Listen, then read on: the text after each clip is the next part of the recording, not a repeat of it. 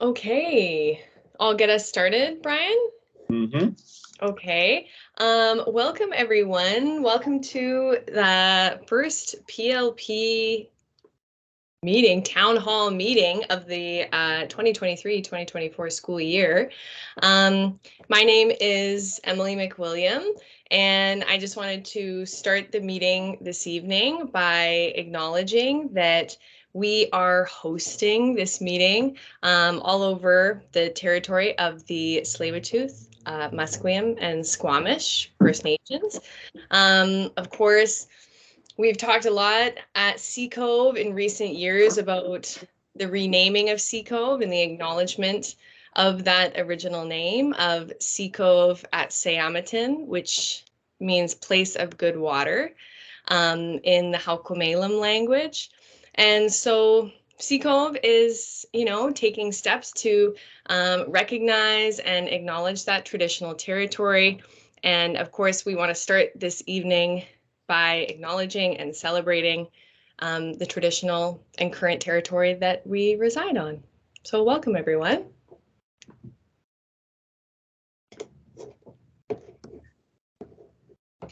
Thank you, Emily. And I just realized we have a typo here because would you like to address the mystery that surrounds the new staff member that is on the team? Sure. Right. I guess we've only had that meeting with the grade 9 so far. I have chosen to change my name. I actually got married a year ago, and outside of school, I became a McWilliam, Emily McWilliam. And so I just decided to take the leap professionally. It's been a funny few weeks. The nicknames are running rampant. But yeah, my new last name is McWilliam. You can call me Miss Mac. You can also call me Miss Maxwell. Everyone is still really just sticking with Miss Maxwell. But yeah, that's all. You need some new emojis in here too, Brian. I know we need to refresh those. It's true. So also, hopefully, I'm having some trouble with my camera actually functioning, so I'm not hiding, but hopefully you are hearing me. People are responding, which is good. And my emoji's better looking than me anyway, so they represent me today. And Petra, you're on the call as well, and you'll speak in just a few minutes. Also want to introduce on their behalf a few people who are here and who people are not here, and we'll bring their voices in a little bit later. So I know Erin is, I can see her there. And I believe Cody is going to be, he had a conflict with another meeting schedule was changed at the very last minute. So he may jump on the call later. And I can't actually see in the chat if Julia's here or not. I know she's going to try and join as well. So she may join at some point as well.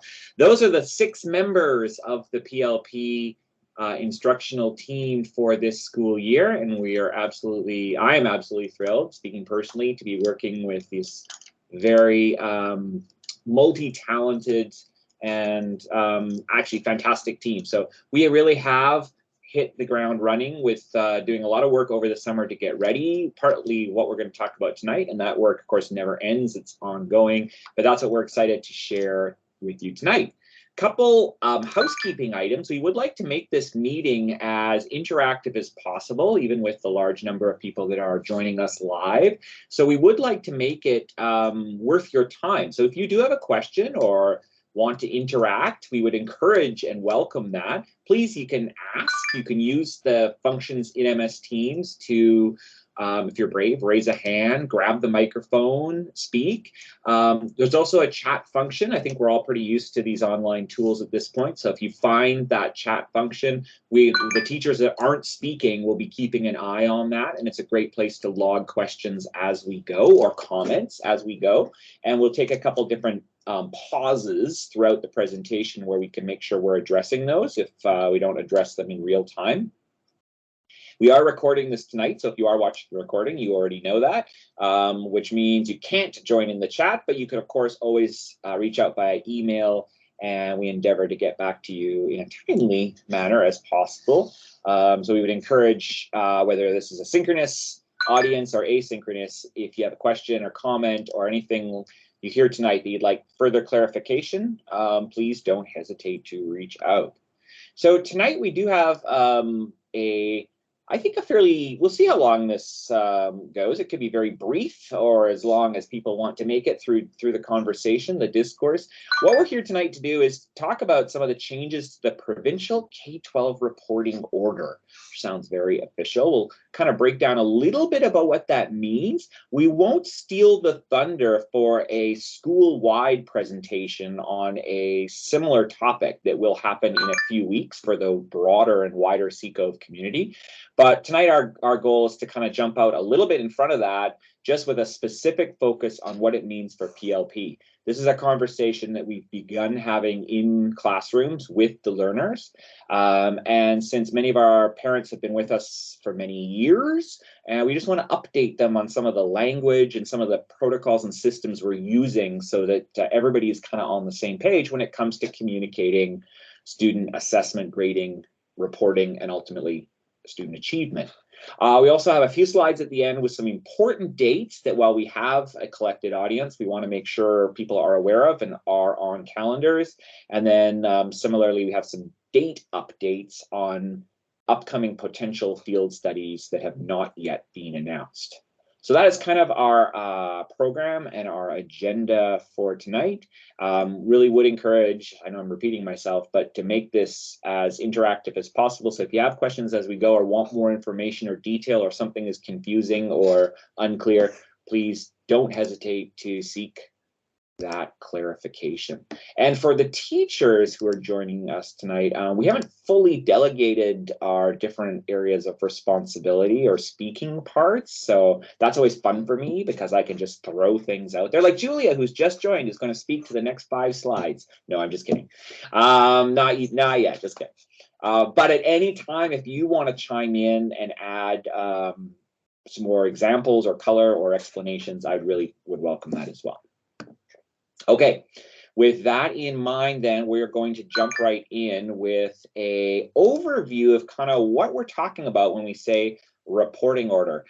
This has been in the mainstream public news because this is something that is not unique to CCOVE, not unique to PLP, but it is new for the province on a province-wide level. It's actually not even new in the province. Many schools have been piloting or soft launching versions. Some school districts have been doing this actually already for a year or more. But as of this September 2023, there is what's known as a new reporting order. So that's actually a piece of legislation, a ministerial order that sort of sets out the requirements for school districts to report, the formal reporting. So, you know, the more familiar version of this is a report card that you get certain number of times throughout a school year, and you get that many report cards in that set amount of time because the reporting order says that you should. So there actually is documents. They're all over the internet. The BC Ministry of Education has a fairly okay parent portal where there are some more information. So if you do get curious tonight, you can go and start searching for that. As I mentioned, CCOVE as a school will be sharing some more resources and specific tools and resources to familiarize parents with this. But this is what we're talking about. If you're familiar at all with what has taken place, it's a change of ways that parents know how their children are performing in school. So we're moving, the high level change is a province-wide shift in reporting from letter grades to what's known as proficiency. And this is something, as I said, that many schools, classrooms, teachers have been doing for a while. It is now a provincial mandate from grades K through 9. And what that means when you see the first report card is descriptive language, which has kind of been there, will continue to be there. What will not be there is a letter grade or a percentage. And we have not used percentages in junior grades for several years here at CCOVE, but province-wide now the mandate is instead you'll see these 4 levels of proficiency: emerging, developing, proficient, and extending. And what you're seeing on the screen right now is the ministry's official kind of definitions of what these things mean. What's maybe more helpful, and these slides I recognize depending on what device you're looking at, this presentation on are small. As I said, these are come straight from the ministry's website, and I would not worry about trying to zoom in and decipher this, because more material will be coming on this. But what is important is, or let me take a step back. Some of the public critique has been, well, what did these things mean? I maybe understood what a C or a B or an A was before. I don't understand what, these labels mean. And as teachers, this is work we've been doing as well, because understanding what these mean and what the intent of this change is very important when we now look at students' work and try to provide that feedback that helps them in their development. I will allow you to explore this on your own, but I'm going to only spend some time calling out here more specifically the proficient level. And that's because, if you can read that small print, the ministry says that this is the goal for students in the province of British Columbia. So in some ways, it's more of a flattening of what is actually expected of students. There is a standard, a common standard of a complete demonstration of the expected learning outcomes at a certain grade level for the age and maturity of a student. And the ministry has defined what that looks like and used this word proficient. So it means that it's a complete demonstration through evidence produced by the student of what the expected learning is at grade 8 science, at grade 9 math, grade 6 social studies. It is not synonymous with perfection, but instead it means that the student is able to demonstrate consistently most of the time what the expectation is. An easier way maybe to start thinking about, what these labels mean or what the 4 different levels of proficiency mean is, again, this slide that comes from the ministry, where it starts to look at, well, how do we actually make sense of what proficient means, especially in relation to these other stages of demonstration. So if proficient, a learner is able to say, I can, I am able to. I'm ready to move on, inferring that they have a complete understanding of a concept or a piece of content or a competency, so they're able to now move on to the next level or next sequence of information. Moving forward, they could do something. So that is, again, the expectation. We understand, though, that not all learners are at the same place, and people enter this spectrum. The graphic here showing arrows is important, right? It's the idea is there is movement from a scale from sort of one place through progressive stages towards another place. So some students, they enter the learning and they're emerging, meaning they're beginning. It's an initial understanding. It's an initial demonstration. They're moving forward with a goal to do something that is closer to that proficient expected outcome. Developing, right, is almost able to. I'm working on, I'm continuing to, I'm getting closer again to that proficient expected demonstration.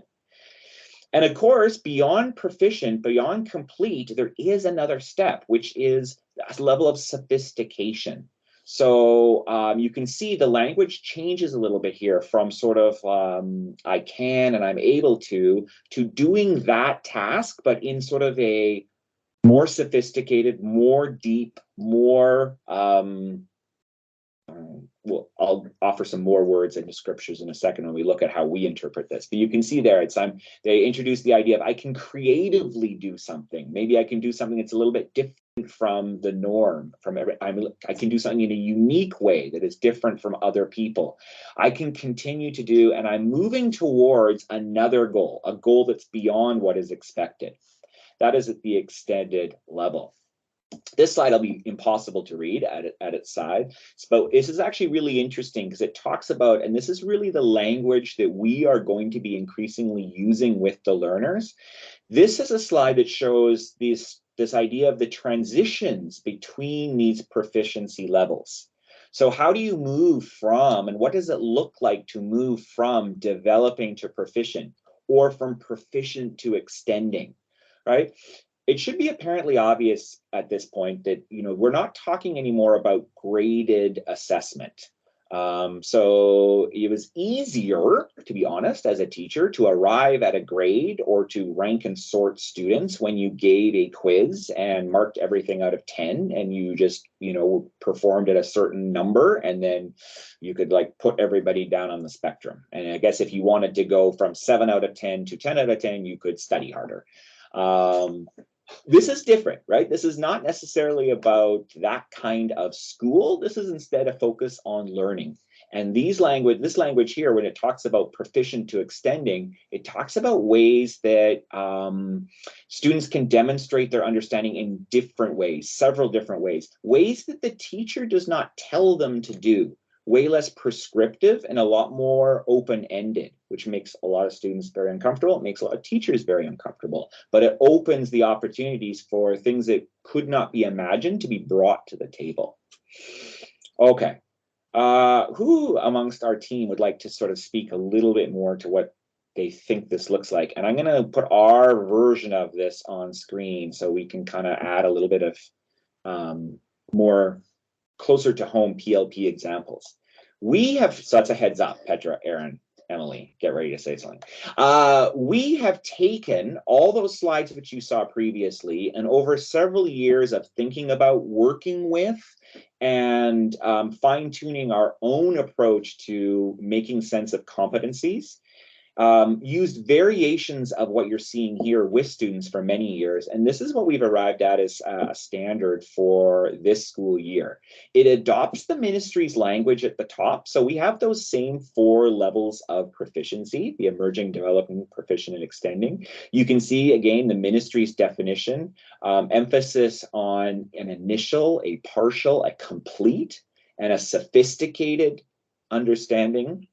And then you see below that descriptions. This is what we use with feedback with the kids all the time. When we're looking at their work, or better yet, when we're helping them look at their own work, we're saying, hey, let's describe this. What do you think this evidence, right? What they've actually created, outputted, shown. So again, this system does not take into account potential or ability. It actually is based on evidence. What learning evidence has been shown, produced? And when we look at that, we would say, where do we think this falls? How would we describe this? Is this a complete? Is this a solid, detailed, thoughtful, competent piece of evidence? Or is it a little bit more limited? Is it a little bit underdeveloped? Are there some obvious flaws? Are there pieces missing?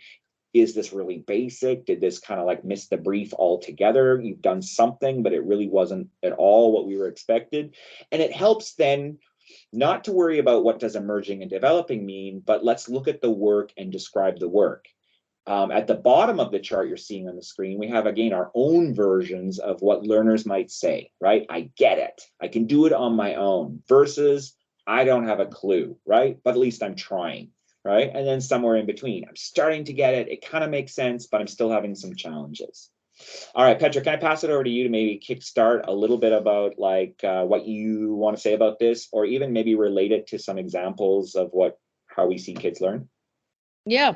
Thanks, Brent. I think the really important language when it comes to the learning is the I can statements at the bottom. And I know everyone sort of lately, especially if you're of the generations just come out of elementary school, the grade 8s, are looking at like, oh yeah, I can statements. They've been used a lot more at the elementary level than they are at the high school. But I think it's really important to look at what learners say when they're in these stages of learning.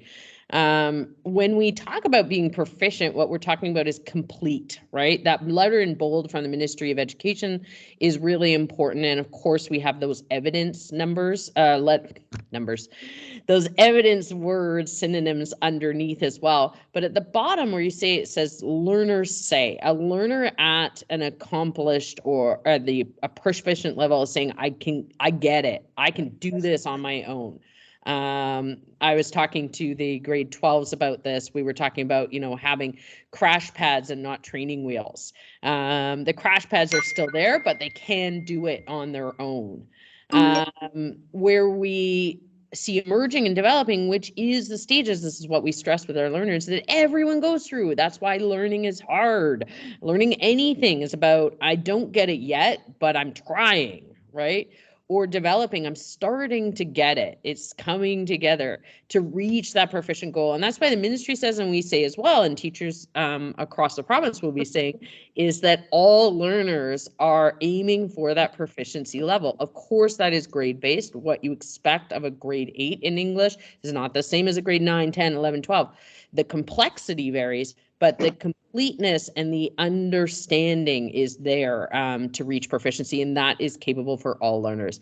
When we talk about that extending level, when we go beyond, it's really get it, I can teach it to others. I go beyond. That doesn't mean I do more. I think the key word there, and where we really work to shift learners' mindset, is about the sophistication of it, not just, oh, I did 15 more, or I did 5 more examples.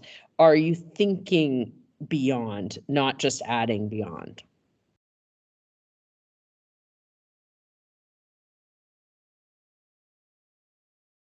I'm pausing just in case anyone else wants to jump in, or in case Brian wants to say, oh, can you add more specifics, which I could, or yeah. I think that was great.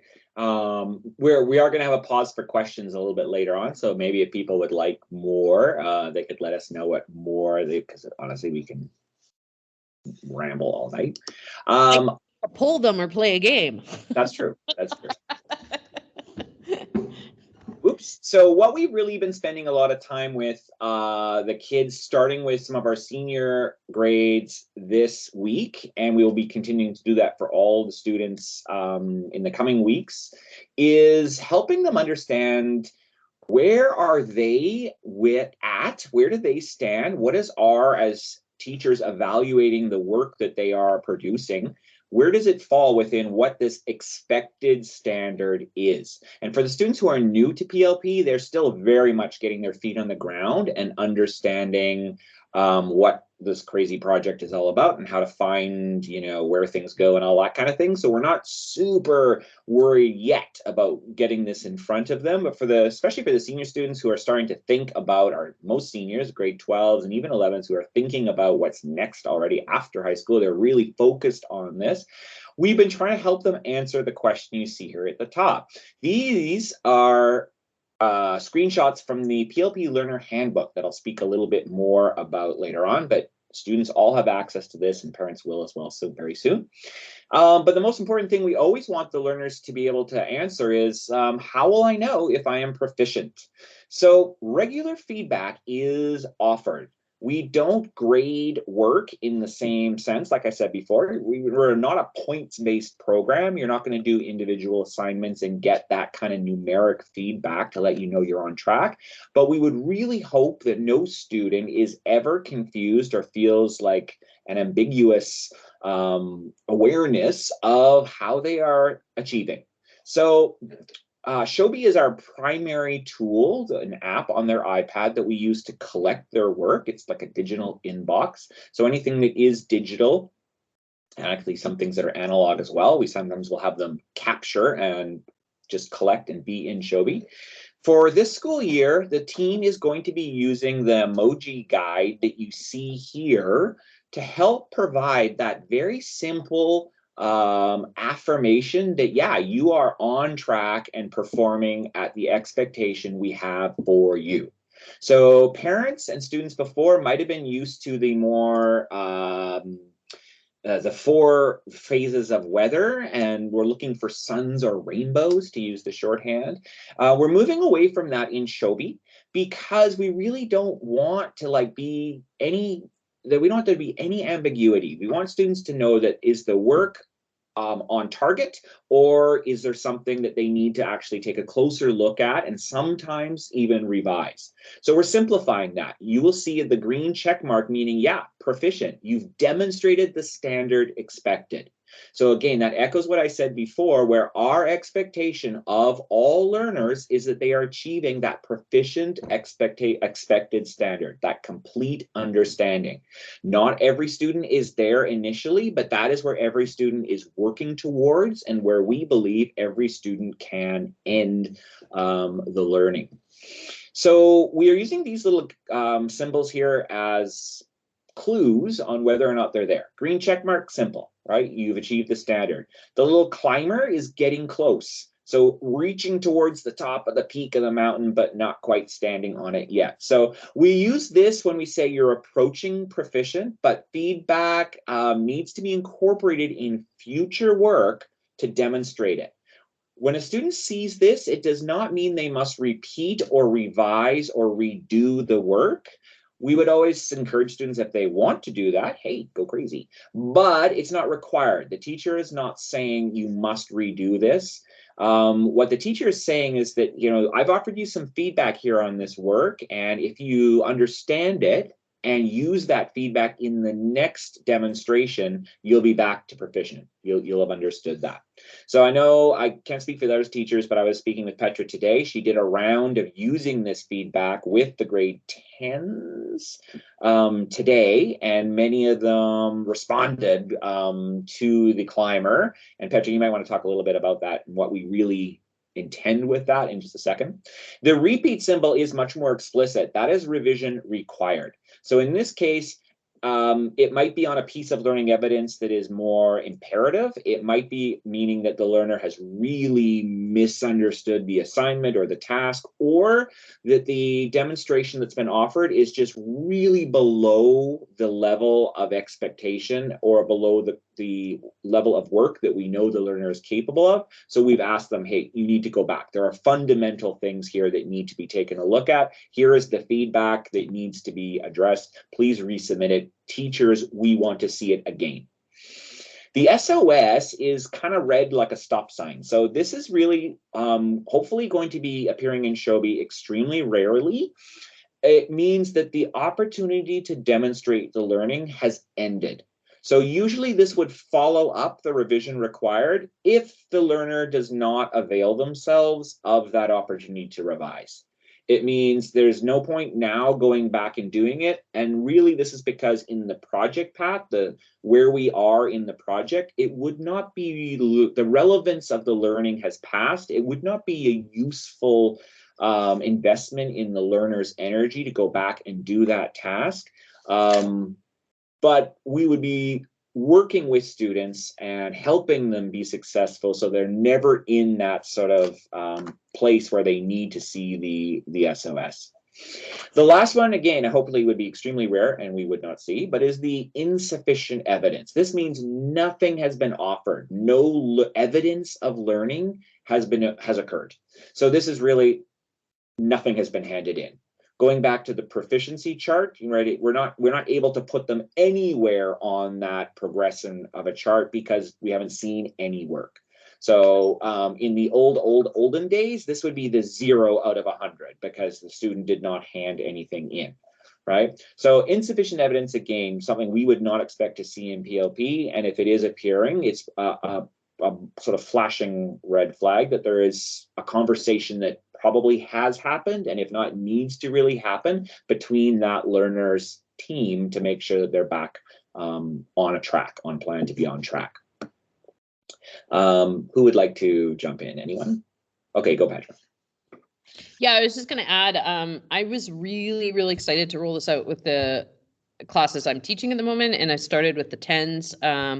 Grade 10 is always an interesting year if you are a parent of a grade 10 or you're a grade 10 listening.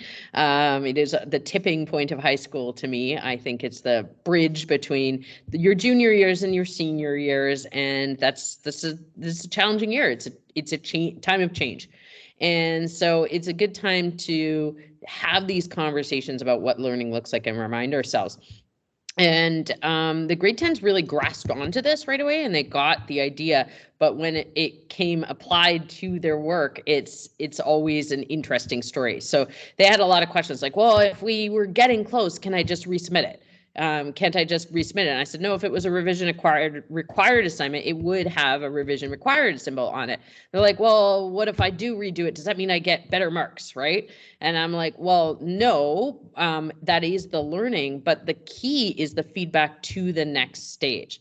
So I did say to the 10s, and actually this is something I didn't say so much to Brian earlier, but I think it's really important to recognize that education in general is a system of trust.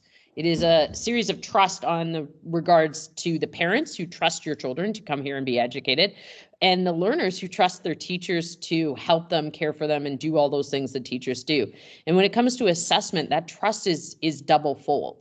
The learners are trusting that we are being fair and accurate and considering what they learned, and thoroughly looking at it and assessing it and being fair.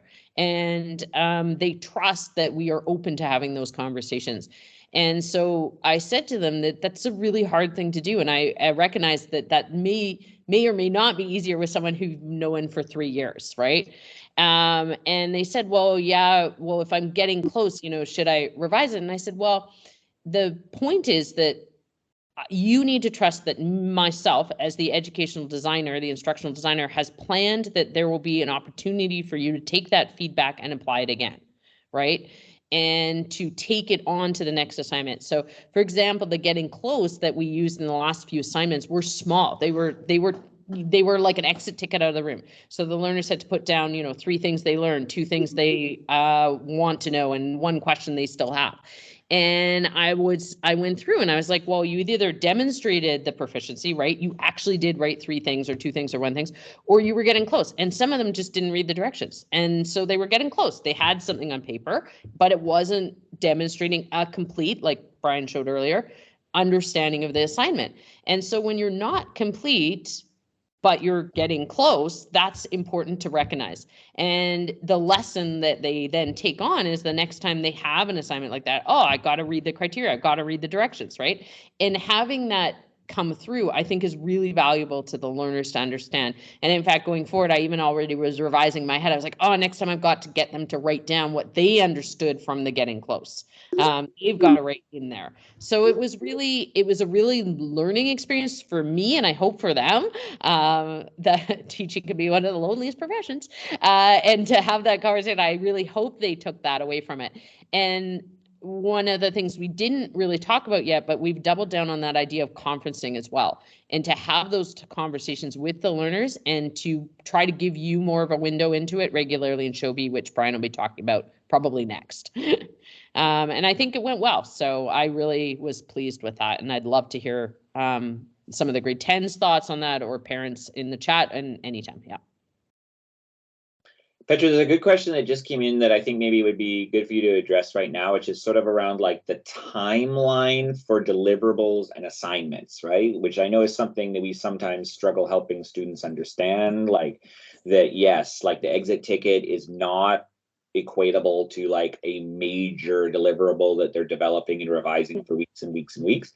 But the question asks is, or Katrina asks, like, is a milestone assigned one day and supposed to be completed the next day? So maybe it's a little way to sort of talk a little bit about the process of the project path too. Yeah, and I can throw a link into the chat for parents to see as well. It's something we usually do at our I think it's something we normally do at our, what I'm trying to say, the parent boot camp, or we talk about the project path, and the grade 8s are just learning it. So the 9s, 10s, 11s, 12s probably have heard this to death, but the 8s, some of it is new. And every time we do a new part of the path, I've been showing to you and talking to you about it, and the parents haven't seen any of that yet, but I'll throw a link in. When we talk about the project path, we talk about, there's different phases. There's the launch, there's the building knowledge, there's the develop and critique, and then there's the present and reflect. And all of those phases take time and learning, but the longest stage should really be the develop and critique. And that comes after you've built a bit of knowledge, and it comes throughout as well. So in these early stages of projects, whenever a new project is launched, most likely the assignments do tend to be more short-term, fast and furious, and not really the revisable ones. although they build on skills that then feed into the more revision required assignments. So a teacher would definitely use those revision required symbols more as the project continues. And those type of deliverables, those type of keystones, we've had different words over the years. That's why you see different things appearing. Those larger pieces of the projects would be not something that's due the next day. It would be something that's probably introduced now. So for example, the PLP 8s have just learned they're singing a song, and they will be recreating the lyrics, and they will be presenting it to all their parents in October. And they were very surprised by that. But the deliverable of writing the song is not due tomorrow. However, this was not true, but we can pretend it is, that maybe tomorrow there might have been due like a reflection on the video of the original song we watched, and they had to write up some notes on it. That's not something I would expect them to necessarily go back and revise if they didn't reach and accomplished on the note taking for the original song, because later on in the project, they're going to have a chance to transfer that learning to writing out the song. I hope that sort of answers the question. That was very long-winded. I'm sorry, we can talk a long time about these things. So, and some things are more specific and can be more clear offline. Did that answer it, Brian? I think so. I think that the root of the question is something we are working on, helping students better understand the project and keeping the project view as a whole in sight. So then it makes much more sense both to the project, and we would like to be able to communicate to parents as well, like this assignment or the piece of it that they're working on, in what context it is. Is it something that is a quick little overnight task, or is it something that should take more time? Because we would never want a student trying to turn something around overnight and grinding out hours of homework if it's actually something that's supposed to be developed over time. So, and then sometimes that piece is not fully always understood.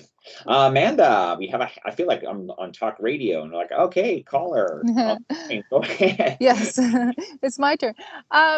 Thank you so much for explaining that a bit more, Petra. And I'm wondering, this is more of a bigger picture and not so much a PLP thing, but I think grade 10, I agree, is a very pivotal year.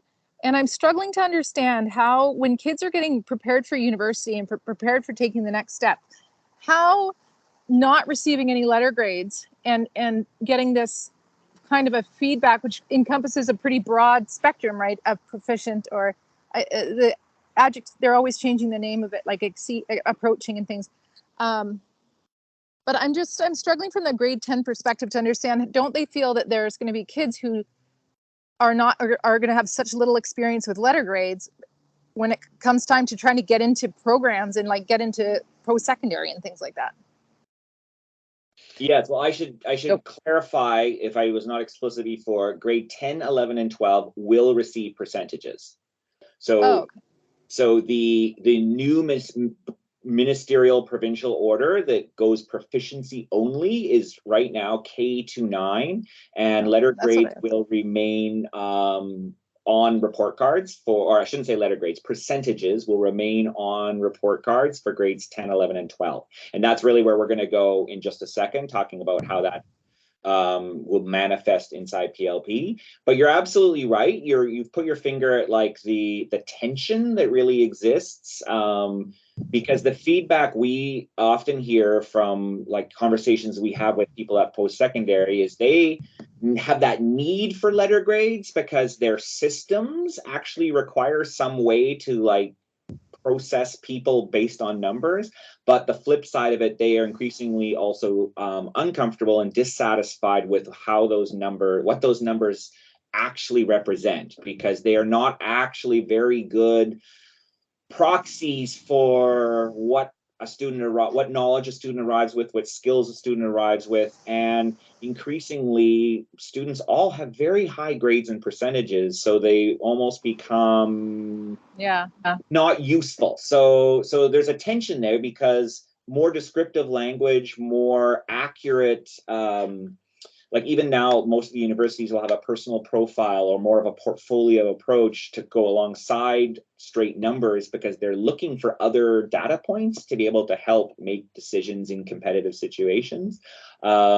So in some ways, we would hope our students are actually at that perfect sweet spot of being prepared from both sides. But yes, to your point, it's not a wholesale change. I'm probably not supposed to say things like this, but probably the ministry's direction was to go full no letter grades, but the bigger infrastructure could not support that. So they've sort of arrived where we are. I think you're right. I hear grade inflation is a big problem, especially for post-secondary. Yeah. Yeah. What do you do with straight A's? Yeah, exactly. And does it mean anything? Yeah. Yeah. And I have a couple of good articles that maybe I'll throw in the chat or Brian can include later on too. And they might come up at our SECO parent night as well, because I think it's a really interesting conversation about how do we do that, and especially when we're preparing them for post-secondary, which, let's face it, is most of our SECO students. Apparently 100% of my PLP 12 class, but that's another story. So we have a couple of questions in the chat. I know there's one from Katrina and one from Carter, but I know what's coming up might help answer these. So I'm going to park them. I'll note them. And I haven't forgotten Katrina. I haven't forgotten Carter. But I think when Brian gets on to sort of the more nitty-gritty pieces, we'll get back to those. Okay, perfect. So the next slide, again, this comes from the PLP Learner Handbook, is for those senior students. And it really gets to this idea of grades. So in PLP, we talk a lot about assessment and grading being unique and separate activities. So although I said, and it says here, students don't receive numeric grades, we would hope they receive a lot of assessment, a lot of feedback, a lot of clarity on whether their work is good, or almost good or fantastic, right? Like we want that clarity to be how they're performing to be crystal. So just like maybe if people feel that an A or a B or a C provided that, we would want our students to have that same sense of feeling. But we would hopefully argue that the feedback, the critique that they're getting is actually more actionable and understandable. So lots of assessment, lots of feedback, but grades only at those ministry required times. So we mentioned the reporting order does say that you need to get a report card in grades K to 9. So for PLP 8, PLP 9, the proficiency that you've demonstrated will appear. For grades 10, 11, and 12, you will receive a percentage. So the ministry's language is kind of interesting around this, and certainly PLP's approach to that language is to be consistent with a proficiency mindset.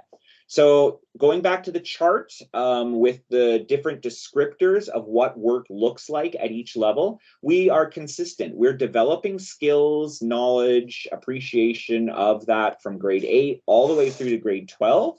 And we will continue to sort of help students like, hey, let's take a look at your work. And is it like a complete example, or is it extending? Is it actually more sophisticated? Have you actually surprised us by taking a completely unique, and we didn't even see it coming, take on this and gone in a different direction that actually enhances your demonstration of the understanding?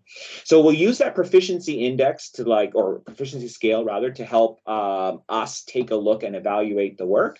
But when it comes for grades 10, 11, and 12, we do have to arrive at a percentage. So the conversations we started with grade 10 students and with grade 11 students this week is like how that's going to work and what we're going to use as a method of getting there. So I think it surprised them a little bit when we unveiled this. We are going to just take off the table any need to parse fractional percentages or try and confuse students and frankly many times teachers into deciding the differences between something that's 91% and something that's 92%.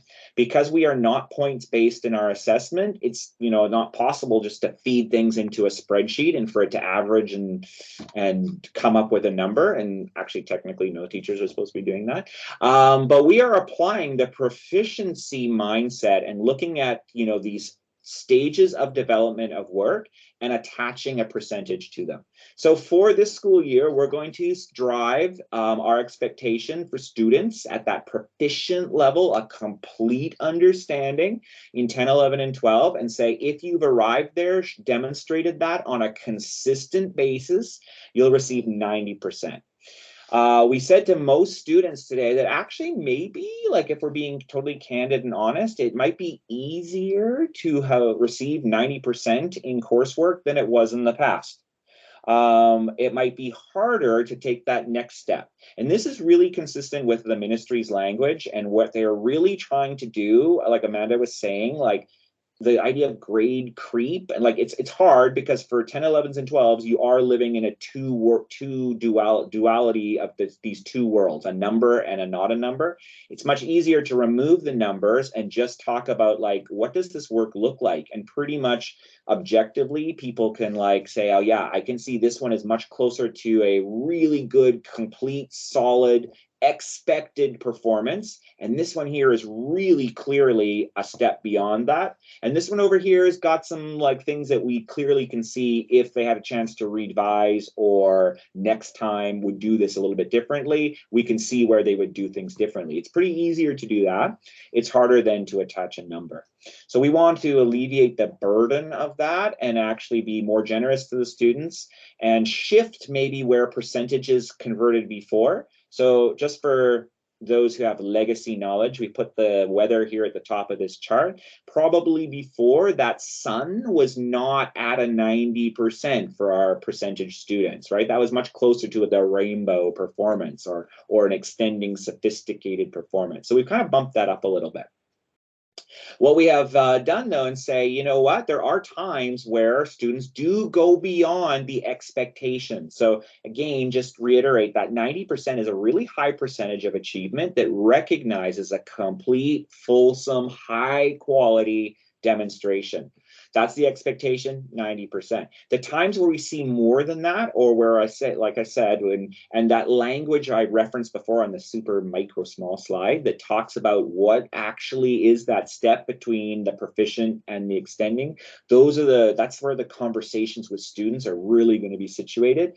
When they show us that, when they take on the challenge to extend, like really let's lean into that word, right? Extend, then we are going to use the 100% for recognition of that accomplishment. Okay. Lastly, then, and we might have some questions on that, so we'll come back at the end. Maybe people will percolate on that in just a second. The last thing that we've done is revisit this and update it a little bit. This was on the learning plans for the last few years, but we're really doubling down and putting this front and center again with the kids, saying, you know, these are the success behaviors. One of the shifts in the last few years is the assessment grading is not based on behavior. So technically, you cannot lower a child's grade or a student's grade because their work is late, because lateness is not actually a learning objective, right? It's definitely a behavior, and you can comment on that behavior, or you could comment on that behavior, but you couldn't grade against it. That remains true. But what the ministry is encouraging teachers in the descriptive feedback now that is part of the new reporting order is to be much more specific and accurate with behavior observations and comments. So to help students better come to grips with what we're talking about and really translate how to be successful, we're going to like name it to claim it. So we have been using in PLP just this simple 6-box chart here that talks about, you know, we use the word student agency a lot. Well, what does that actually mean, right? Seeking help doesn't mean like extra help because they really, you know, might mean I don't understand something the teacher said, so I need to go and get help on that. But the seeking help might be, I'm interested in adding complexity and depth and nuance to my work. How would I do that? What could that look like? The help there is a conversation with a teacher to say, you know, how can I go to that next level? That's a behavior that successful people engage in, right? You know, some of the things here, like we said to the kids, are table stakes. Handing work in on time. I already mentioned we're not going to deduct marks for late work, but if work does not come in a timely manner, right, we don't see it in the time in the project path process that we need to be able to offer the feedback, to be able for the student to be able to take action on it, right? So no, the timeliness, the tardiness of work, it doesn't get penalized, but the student's ability to demonstrate is penalized in the bigger picture just because they don't have the benefit of that feedback. So we are going to have this in front of students a lot. It's going to be in Shobi, directly referenced both by teachers in the feedback we offer and we've started already this week, like, you know, when we're observing behavior in the classroom, disruptive behavior, inattentive behavior, off-task behavior, behavior that convenes our classroom norms. We're calling that out and pointing that and making a direct connection between their success as learners and how those behaviors are impacting that.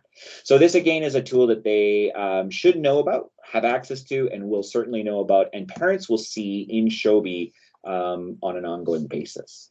Who amongst the teachers would like to shine a spotlight on anything in here in particular, if anyone would like to?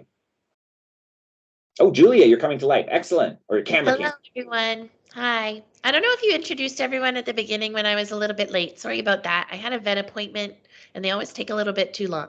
But I'm Julia. I'm the science teacher in PLP. I also teach Maker. So for those, Miss Caddy, for who knows me and who doesn't. Hi, everyone. So yeah, thanks, Brian. You did a really good job. I was going to say that you stole my thunder because I was excited to talk about this. But yeah, I think what Mr. Brian was saying, Mr. Hughes was saying was absolutely right. Like, while we're not like explicitly grading on the success behaviors of the learner, I think that those two things are like their output and their success behaviors are so closely tied that the behaviors that the students are exhibiting in class and outside of class like make or break their output. So something that's really unique to, well, at least for my experience, unique to PLP is we do these things called classroom norms. And I'm sure, I think at this point, all of our grades have done it. And they're co-created norms that we do with the students. So we make them together with the students. And it's kind of like normal behavior. So that's what norms mean, is like the normal behavior. So this is how we should expect the students to behave each day in class. And so I think our classroom norms are definitely a reflection of these success behaviors. So I was looking at them and a lot of them seem really similar, like being engaged and being respectful, coming to class prepared. Those are all things that we see time and time again in our classroom norms, and we like to print them out on posters and like remind the students of them when they're doing a really good job of embodying their norms and when they're maybe not doing the best job embodying their norms. And so it comes from people might ask like why we do the norms, or the students might have a hard time maybe seeing the intention of it, but this is where it comes back to, is just those success behaviors that really contribute to that output and help them become a better learner. So yeah, that's all I have to say. I don't know if you have anything to add, but no, I'm just desperately trying to find the reaction button so I can, oh, here we go. Okay, I'm a little slow. Oh, okay, there we go. Did that work? Oh, it makes it look like my heart is beating. That's not quite what I wanted, but okay, yes. That was super well said. I like that a lot. Actually, I'm not going to say too much more on that because I can't really add anything, and Petra did indicate there's some questions. So I just wanted to pass around and see if Emily or Aaron want to chime in, and if not, maybe we'll go to the questions. I think we've spoken about these enough, but I just really want to point out like the 6 categories in here, because I think that's something, sometimes we see this and it's just like a wall of text, but these 6 categories really do all make up the success behaviors.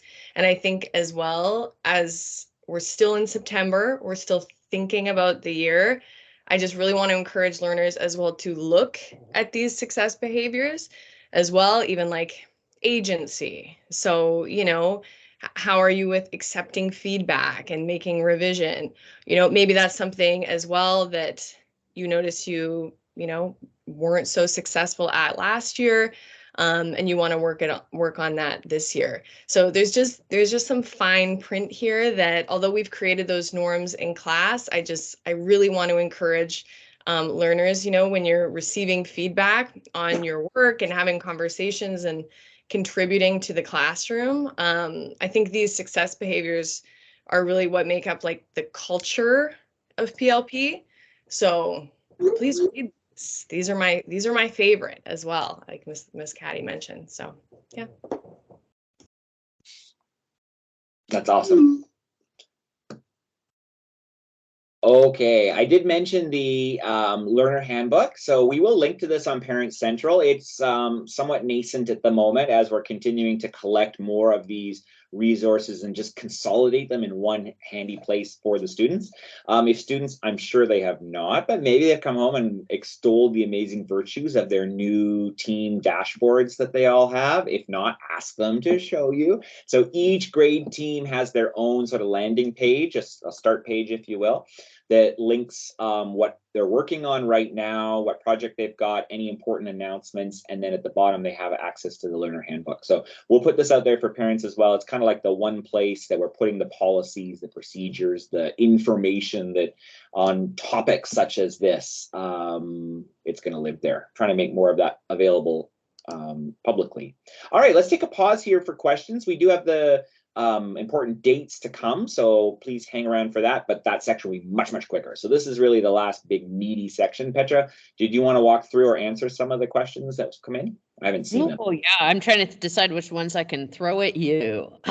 Okay, actually I think this one's why don't we start with the Carter question, Brian? Last year there was an opportunity to get extending after you received proficient. Will that be the case this year? Oh, you want me to answer? Yeah, I think you should handle that one, and then I have a couple of tricky ones, and then we can go from there. Yeah, I would say, Carter and everyone, that like when we say that you are the agents of your own success, that's what agency really means, is we completely believe that. So, you know, if that's something that you want, then we want that for you. So for sure. What you'd really want to do, like let's be clear, the expectation though, what we think we want, what we know we want everybody to do is really that proficient standard. So the proficient standard is going to be a lot of hard work to get to a really high quality piece of example of the learning. The extending standard is a step beyond. So probably it's not something you can probably in these early days, as we start helping you understand what that means, that you'd probably be doing on your own. What you'd want to be doing is making sure you're having a good conversation with the teacher of your project at the time about what that would look like. You want to really make sure you understand what proficient is. Right? So because by understanding what the expectation is, you can better understand how you would show some sophistication, how you would show that depth. You really want to make sure you're putting your energy on the right things, on the right levers to really demonstrate what that sophistication extension would be. So think before, like we said, it's probably a little easier to get 90%, or work that was like rainbow-ish before is now more of like at the accomplished or the proficient level. So having those conversations early, and that's like in class, that is maybe in tutorial, make an appointment. Honestly, just participate as, and I'm not saying Carter doesn't, but like in class, just be like demonstrate that sophistication in your participation like every day. So simply put, yeah, you can receive feedback at the proficient. If you thought you had done something that was closer to extending and you're just getting the feedback that it's proficient, then yeah, for sure, you need to have a conversation with the teacher and say, hey, I thought actually this would maybe be beyond proficient. Like, can you help me understand why it's not, or where it needs to go? So it's more of a conversation, it's more dialogue, which is, I didn't mention it here tonight, but in a different presentation, because it's already getting long, we're going to talk about the role of conferencing, which is a formal conversation between students and teachers, which we're really putting an emphasis on in this school year. That's where those conferences will be very important. So I think the short answer is yes, you can take your work wherever you want it to go. I would totally agree with you, what Mr. Hughes has told you, but I would also add to that, besides the conferencing, besides the success behaviors we've talked about, really look at your teachers are making a real effort as the designers of your project to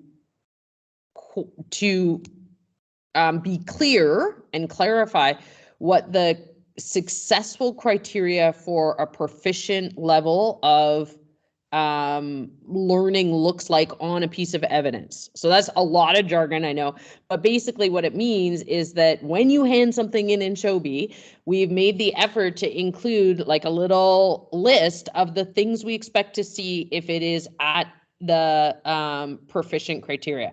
If you have done those things and you've handed it in, that's what it is.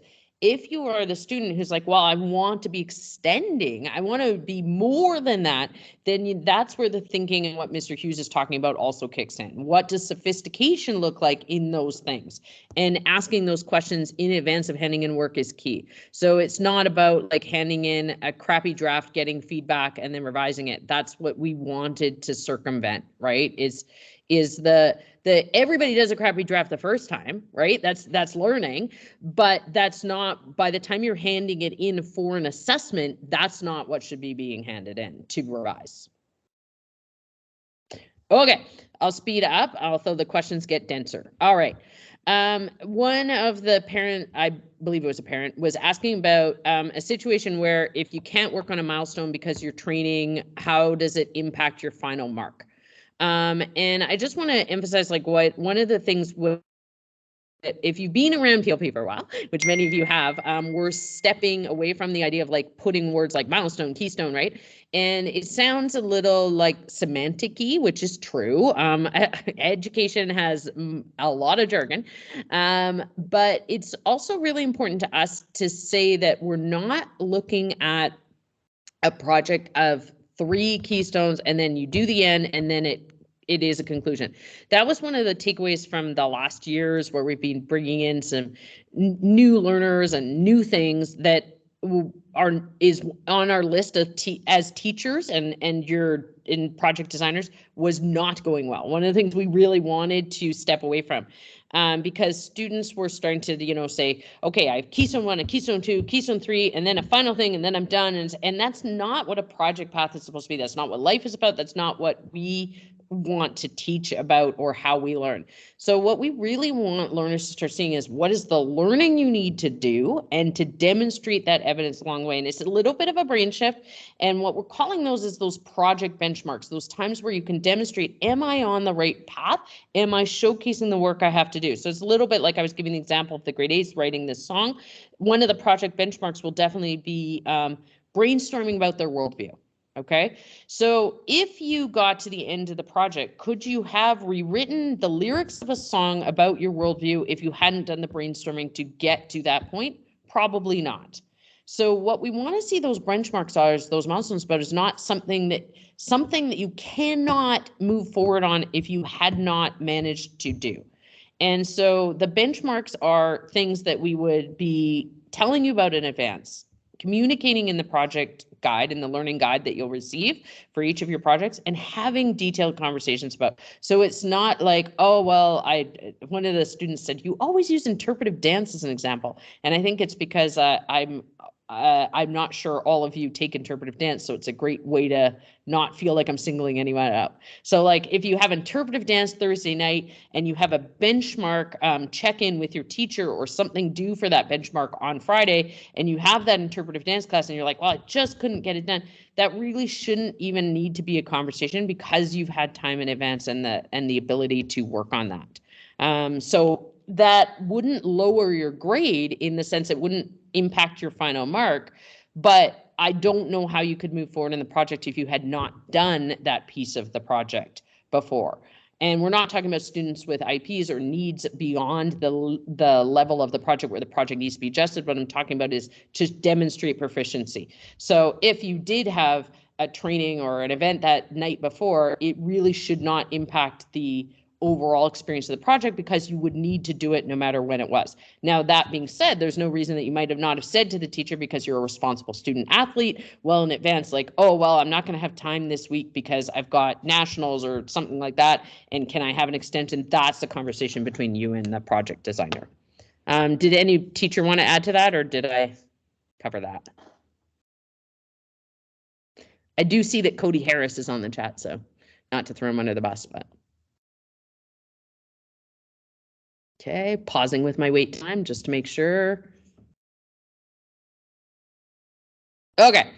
Two more quicker questions. Will students from outside BC be in a similar system, or could they show up with 96% to compete with university entrance here in BC? Do you want to take that, Brian? You're muted. Apologies. It's not really a question for us to answer because each university or institution has its own ways of. I had a really interesting conversation with someone the other day, and they were like, well, it's impossible. Universities must have percentages because how else could they admit students? And then this other I didn't say that, but this other person then in part of the conversation pointed out, well, universities have been admitting homeschool students and students from other jurisdictions that don't have letter grades for a long time. So there's always a way to do things. Universities have ways to balance and equalize and evaluate students coming from different places. So I think it would be a great question to ask the university admissions people themselves as to how they respond to that. I mean, they do admit and people from all over the world, so they have ways. And just to reiterate, the 10, 11, and 12 students are getting percentages from BC regardless. But let's say for argument's sake, they're all 100%. And you probably saw in those two articles, if you have a chance, you can bookmark them for later, that's exactly the scenario that a few students back east found themselves in. They all had 100%. And how do you distinguish between 100% and 100%? And that's when it comes back to those broad-based admissions, those personal profiles, all the extracurriculars, all that stuff that does differentiate learners, and hopefully differentiates our learners. Keep that secret. But we hope that that's exactly the kind of things they're talking about in their admissions. That's what the grade 12s are working on right now as part of their careers, their PGP. Okay, last question. When a student gets both sun and rainbows and their final percent, what if it's between 90 and 100? So to clarify, what we are seeing on that conversion chart and is that there is no between 90 and 100 in PLP. We are sticking with 90 or 100. Now, that said, that conversation will happen long before. So if you are proficient, if you are at a proficient standard, which as we've said over and over, and I hope if you take nothing else away, that the learning is that students who are proficient, we are saying that is an expectation for every one of our learners. And that's what the ministry is saying for every learner in the province, right? That you are capable of proficient learning no matter who you are. And we will, our job as teachers is to help you obtain that. And we are saying in PLP that we are sticking that number to 90% at 10, 11, and 12. Where the challenge is what does that mean for extending? And is there a gray area between? We were finding it this is a side note, and I'm just speaking personally here. I won't speak for the program and I won't speak on behalf of everyone else, although I think I am, is that we find it increasingly difficult to differentiate between how that is 95, 96, 97, 98 or more. And what we were finding increasingly difficult is to see our marks as some of the lower ones. So if you are a student who is saying at the 10, 11, 12 level that I want to place myself as a sophisticated learner, and you are consistently showing that, then that will be your grade on the report card at 100%. And if you do that, then I will see that. And I will tell you, the student who asked that question, that's what I've seen the last couple of days, is that sophistication who's demonstrating that. So I will commit to that, even if I feel morally occasionally conflicted about it, but more and more like, well, that's life. We will enter that morass. But yeah, we're sticking by it, and that's what our team has agreed to, and we're going to make it happen.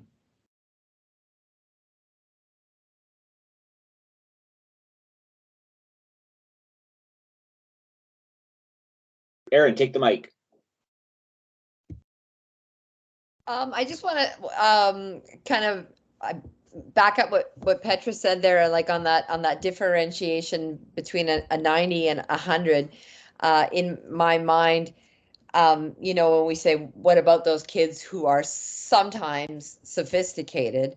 I think 90% is more than a fair mark for that scenario, right? And I think about the kind of grading that I did in the past. If I had a student who sometimes demonstrated going about, you know, that deep, sophisticated work, and 90% would have been an appropriate grade there, right? And I really think I'm hoping that our students are seeing the, you know, the opportunity within the system, and that the end goal isn't to punish, but to reward sophisticated work, right? And not to say, well, I couldn't get 95, but I could get 100, right? You know, so if they really are motivated there, I think there's a big reward in there. Yeah, and I just want to double down on what you're saying, Erin, because I just want to say one last piece that I almost forgot, was that it's not about the number of suns, rainbows, climbers, checks, anything, because it's well, because numbers always lie. It doesn't. You can have you know, they can be misrepresented in any way, and that's why we're emphasizing that idea of, hey, come have those conferences, look at the success criteria, and let's really talk about what does it mean in these assignments to be sophisticated. And we remember reiterating that with the 10s today, like, okay, you had 3 or 4 assignments right now where you have climbers. Does that mean you're 60%? Because those 3 or 4 assignments all happen in the last 3 or 4 days.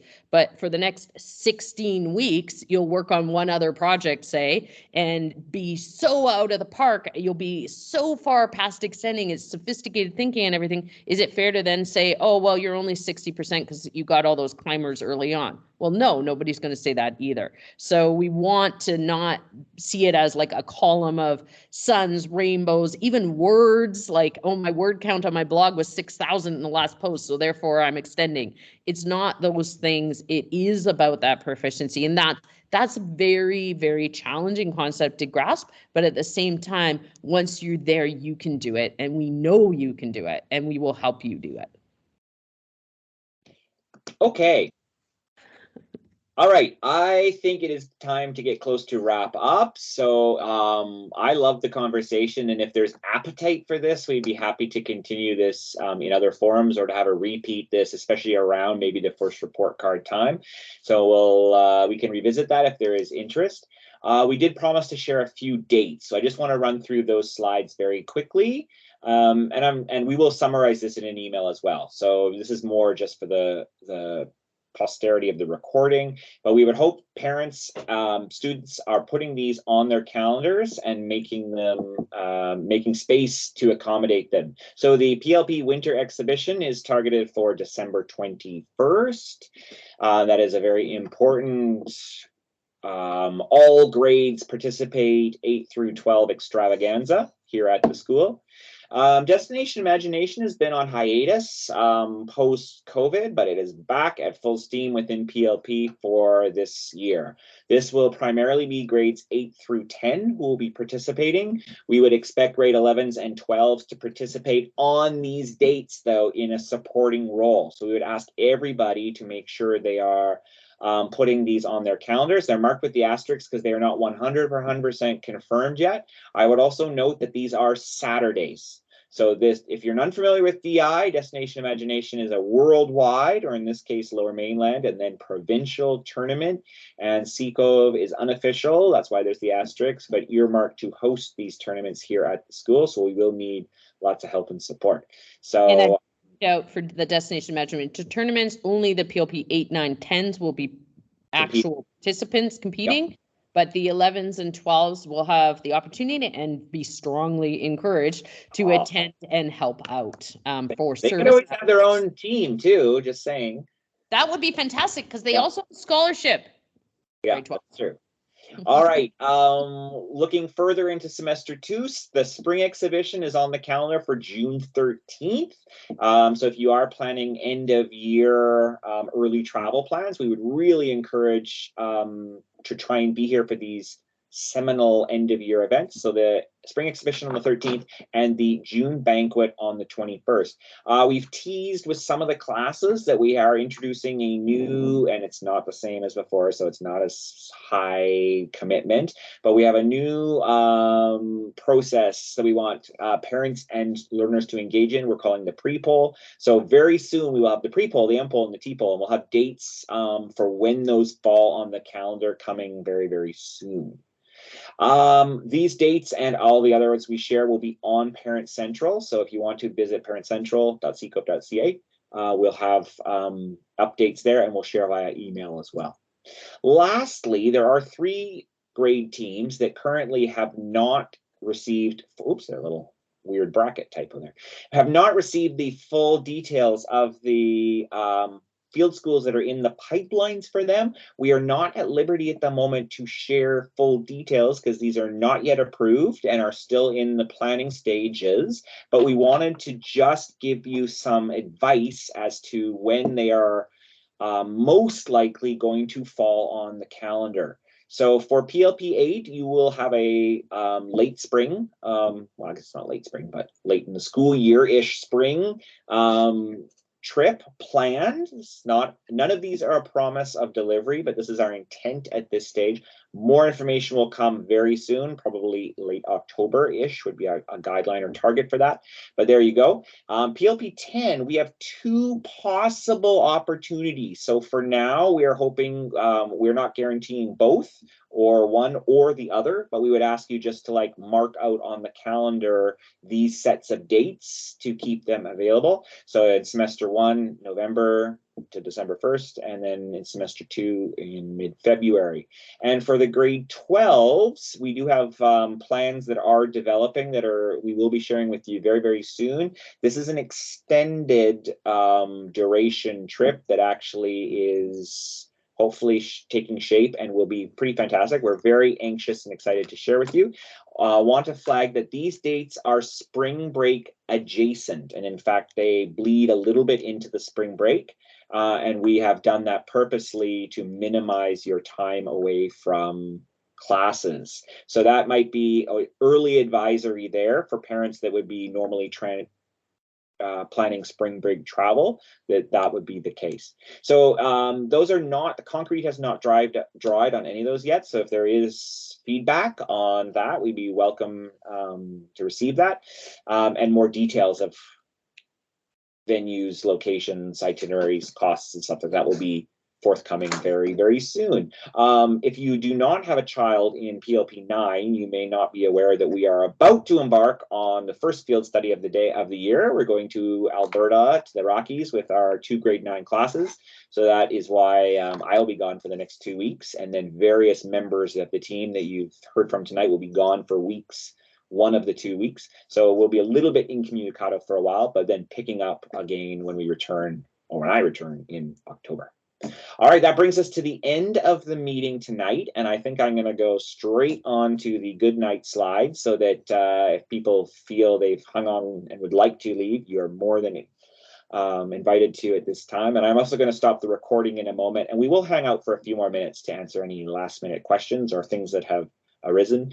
We don't take it lightly that so many people tonight have given this much of their time and attention. So we thank you for that. We thank you for being partners in the success of your child's achievement. So thank you for enduring tonight. And please let us know if this is helpful, useful, so we can continue this conversation and dialogue as partners. So thank you very much, and good night.